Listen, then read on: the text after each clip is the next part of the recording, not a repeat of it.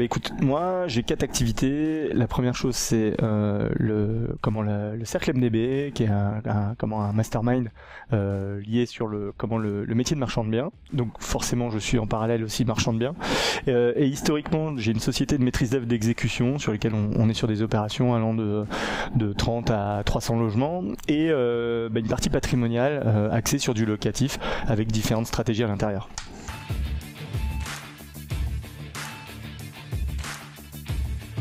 Ouais, pas de souci. Alors déjà, pourquoi il faut faire le bilan parce que en tant qu'entrepreneur, il faut absolument mesurer tout ce que tu fais. Tu peux pas te dire je mets en place des choses et je regarde un peu au pifomètre ce qui se passe. Non, il faut absolument mesurer ce que tu fais, voir là où il y a de l'impact, là où il y en a pas, et ensuite réajuster le tir au fur et à mesure.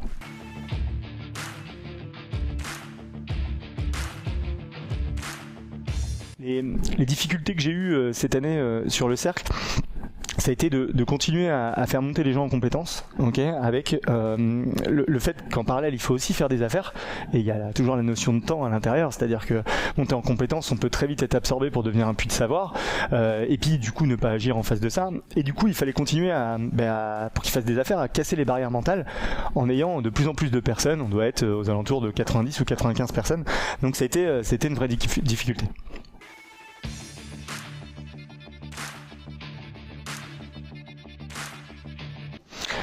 En fait, qu'est-ce que j'ai fait? À un moment, je me suis dit les meilleures personnes, c'est les membres. En fait, il y a que les membres qui pouvaient remonter les vraies problématiques.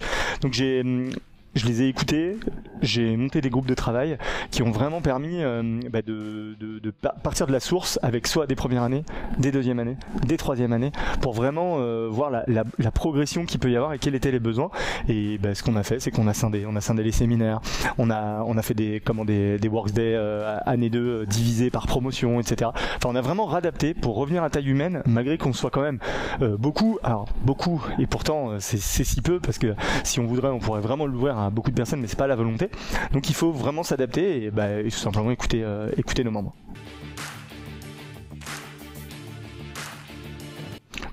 Écoute, par rapport à ça, on a fait quoi? On a créé une dizaine de groupes dans l'année, de sous-groupes si tu veux, qui ont des groupes de travail, et à la fin on en est revenu sur des axes principaux, sur 3 axes hyper importants, qui a été comment faire des affaires, comment se faire financer, comment avoir de l'argent, et comment le commercialiser. En gros, c'est trouver l'affaire, lancer l'opération et comment la commercialiser.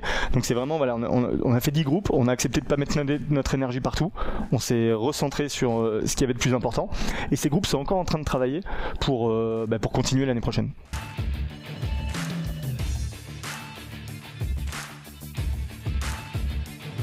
Alors, à chaque fois, c'est pas la même chose parce qu'on n'est pas dans le même modèle économique. On se doute bien comment le cercle, c'est plein de membres, etc. Avec toujours une montée en compétence. Avec là, le marchand de biens, c'est complètement différent. Et surtout, le marchand de biens, moi, j'ai pas qu'une seule société qui tournent, j'en ai plusieurs, suivant les typologies d'associés, suivant les biens, suivant les deals qui se sont montés. Aujourd'hui, la vraie difficulté que j'ai pu avoir en général sur toutes ces affaires, c'est le fait justement d'être vraiment partout, de travailler dans toute la France avec des gens différents. Et du coup, il a fallu avoir de la visibilité sur le cash, c'est-à-dire la trésorerie disponible au fur et à mesure du temps, et le levier bancaire en face de ça. C'était une vraie problématique, mais vraiment toute l'année qui a été très compliquée à résoudre.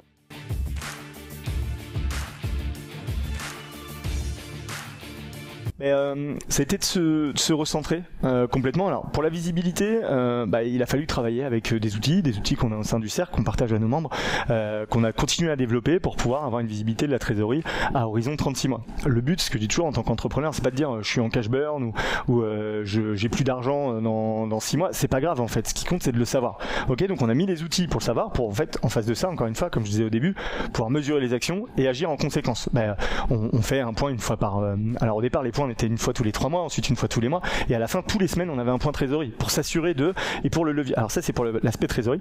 Et pour l'aspect levier bancaire, il a fallu faire 2 choses. La première, c'est la montée en crédibilité, qui était très importante. Donc avoir des beaux bilans, les présenter, les expliquer, dire à notre banquier ce qu'on veut faire en début d'année, lui expliquer toute notre roadmap, tout le long du chemin, leur montrer qu'on est plus professionnel que d'autres, pour qu'ils, on sait bien que ils ont une pile de dossiers comme ça en fait en tant que marchand, il y en a de plus en plus, et ils doivent choisir leur bataille, ils sont comme nous, et donc ils vont aller là où ils sentent qu'il y a un engagement long terme. Donc j'ai travaillé soit avec une banque au national qui m'a, qui a accepté de travailler avec moi un peu dans toute la France. Ensuite j'avais mes 2 banques historiques en fait qui m'ont suivi sur des opérations ponctuelles, souvent des opérations un peu plus grosses où là en fait ils m'ont suivi en tant qu'entrepreneur. Et ensuite grâce aux événements qu'on a pu faire, notamment un apéro IMO qu'on avait organisé sur Paris, on a pu voir des fonds de pension et on a commencé à travailler, mais on n'a pas résolu le problème à 100% cette année.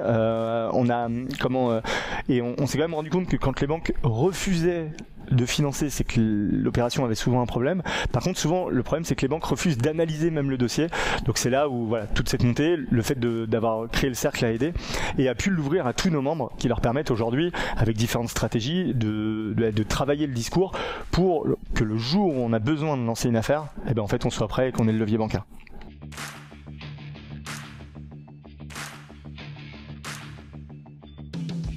En toute honnêteté, cette année, j'ai pas fait une année exceptionnelle. J'ai fait de meilleures années l'année dernière, mais parce que je pousse sur des opérations beaucoup plus compliquées et j'ai mis aussi beaucoup d'énergie dans le cercle MDB. Donc à un moment, on peut pas être partout. Et les opérations sont de plus en plus longues. L'immobilier, c'est long. Et donc du coup, je fais quand même une année raisonnable. Je suis pas là pour donner des chiffres, mais je reste sur 30% de marge. Ok, donc jusque là, pas de souci. Mais j'ai plein d'opérations qui se sont décalées. Par contre, je revenais à ce que je disais au départ. J'ai une très grosse visibilité. C'est-à-dire qu'aujourd'hui, j'ai 36 mois de chiffre d'affaires de résultats en portefeuille qui me permettent d'être serein pour ce qui arrive. Justement, c'est-à-dire qu'on a poussé ces outils pour le montrer et encore une fois le montrer aussi à notre banquier et résoudre tous nos problèmes en même temps. En fait, en tant qu'entrepreneur, c'est important d'avoir les outils pour avoir de la visibilité et pouvoir communiquer en fait avec vos partenaires. C'est comme ça que vous pourrez vous rassurer, prendre les bonnes décisions et avancer. C'est exactement ça en fait, c'est que même le membre qui arrive pour 1 ou 2 opérations va tout de suite pouvoir montrer qu'il est bien épaulé et que ça fonctionne.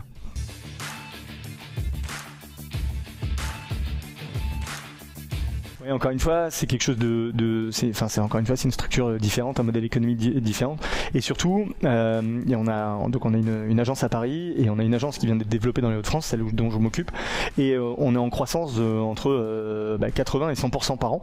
Donc ça a été une vraie difficulté d'arriver à piloter ça et de pas partir, on va dire, dans tous les sens et de garder une qualité sur nos chantiers. C'est-à-dire qu'on a dû, pour cela, avoir une vraie politique RH qu'on a mis en place avec encore une fois des outils et des process qu'on a très vite adaptés pour s'assurer en fait que malgré la croissance, on ait les bonnes personnes en lien avec nos valeurs, parce que dans le recrutement, on peut souvent dire je prends quelqu'un de compétent et je suis tranquille.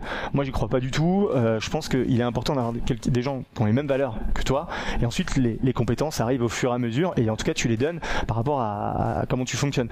Aujourd'hui, je préfère avoir un collaborateur qui a moins de compétences, qui est peut-être moins efficace au début, mais qui par contre va être super bien au bureau, va vouloir venir, va se donner. C'est pas qu'il va avoir plus de résultats, c'est que sur le long terme, je sais que c'est viable. Alors quand on est en grosse croissance comme ça, c'est très dur parce qu'au départ on recrute sur les gens qu'on connaît. Moi d'ailleurs, mon associé qui est avec moi est un ami, on était en même chambre d'internat et lui pareil, petit à petit il a embauché autour de lui, etc. Mais là on arrive à un palier où en fait on est obligé de prendre des gens qu'on ne connaît pas et là c'est une vraie c'est un vrai débat. C'est-à-dire qu'on a dû faire vraiment une fiche RH, on a dû lister les postes, donner des vrais avantages. Les bureaux, vous avez dû voir les postes sur les bureaux sont bien. Pourquoi ? Parce qu'on veut que les collaborateurs puissent rester. On a décidé d'équiper tous nos collaborateurs en Apple, téléphone, ordinateur, et les voitures c'est des Tesla. Alors économiquement, on va pas faire le débat là, mais économiquement on est gagnant, mais aussi nos collaborateurs sont eux aussi gagnants. Et en fait on donne une belle image, on peut garder nos collaborateurs et on peut piloter une croissance. Alors ça c'est sur le premier pas, c'est sur les embauches. Et on a aussi pour développer pour éviter en fait le fait que si on est un palier ou qu'on rebaisse un peu en chiffre d'affaires, on a aussi pris des externes, cette fois maîtrisés sur des clients en fait, on va dire pas à risque, sur lesquels qui nous permet de piloter notre croissance. ICECS, ça a été 200 000 euros de chiffre d'affaires, un peu plus la première année, un peu plus de 400 la deuxième. Là, on est parti pour faire 800 000 à chaque fois, pareil, sur des taux de marge d'environ 30%. En fait, moi, je calibre mes boîtes pour au moins aller chercher un 30% de marge brute avant impôt. C'est vraiment primordial de mettre encore une fois de l'énergie où il y a de l'impact. Donc j'ai mesuré, on a arrêté ce qui marchait pas et on a avancé. Donc les chiffres sont très très beaux, mais ça nous a demandé réellement beaucoup d'énergie et surtout beaucoup d'anticipation. J'en reviens toujours, on a des outils de suivi qui sont hyper performants, qui nous permettent d'avoir une visibilité à 24 mois. Aujourd'hui, on a 2 ans et demi de carnet de commandes plein. Parce que je vous disais, on est à 800. En fait, on a déjà pour l'année d'après, on a déjà plus. Et tout simplement, on pilote encore une fois tous les mois. On regarde, on pilote, on ajuste.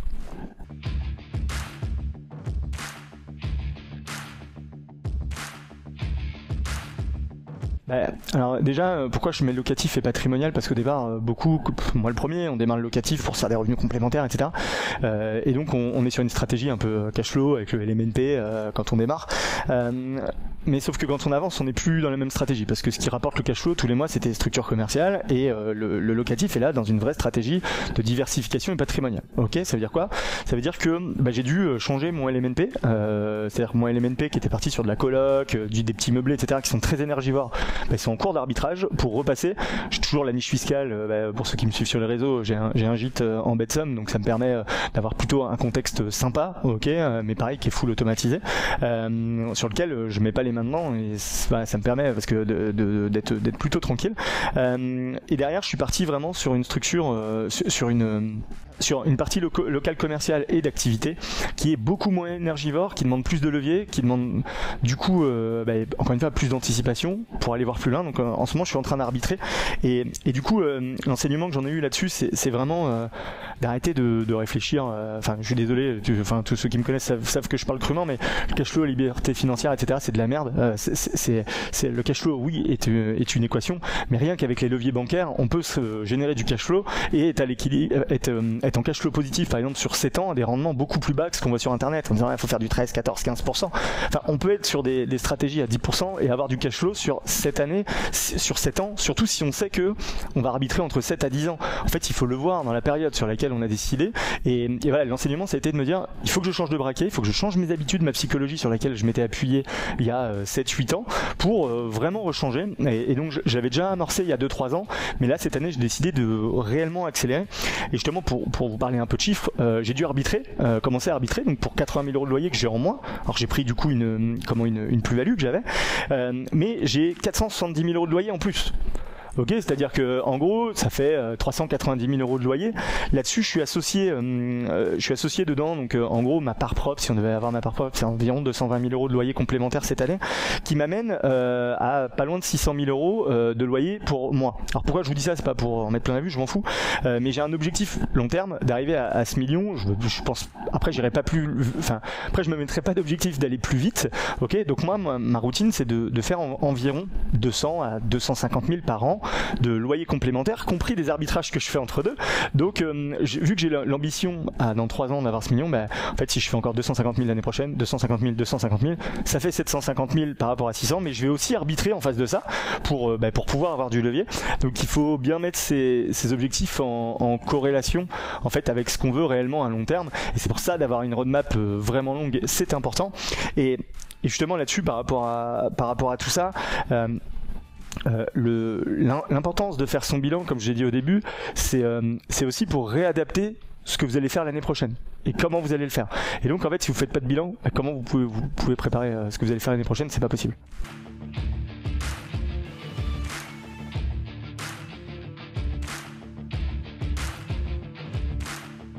Ouais, non, mais en fait, c'est clairement ça. C'est-à-dire que, au bout d'un moment, en tant qu'entrepreneur, au débarrage, il faut casser les barrières mentales, etc. Il faut avancer.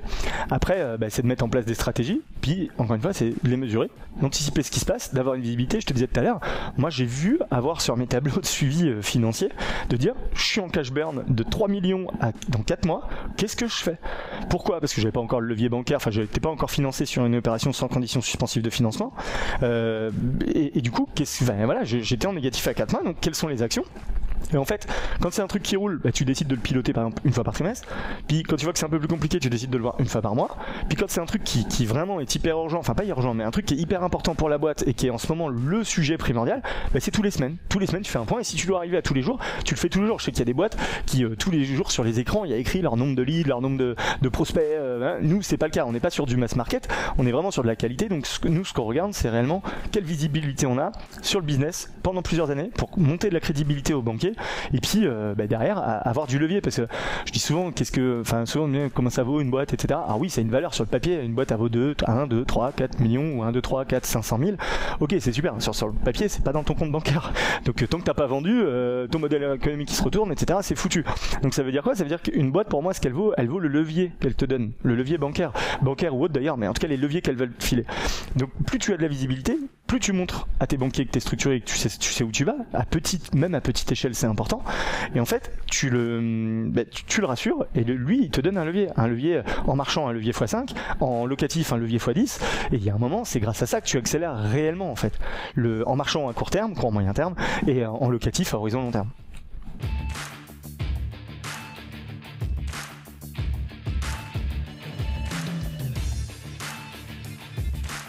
N'hésitez pas à venir me voir en privé, encore une fois, il n'y a pas de souci, je pourrais répondre à toutes les questions.